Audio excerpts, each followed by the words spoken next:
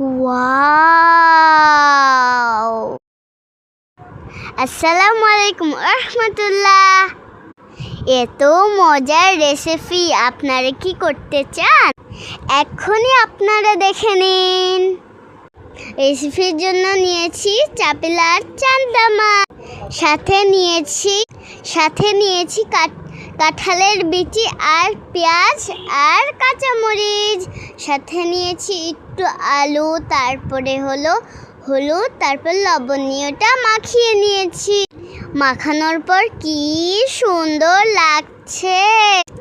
এবার সামান্য পানি দিয়ে চুলায় বসিয়ে দিব। তারপরে হালকা পানি দিয়ে সরিষার তেল দিয়ে দিব। এই রান্নাটা কিন্তু সরিষার তেল দিয়েই করতে হয়, তাহলে খুব মজা লাগে।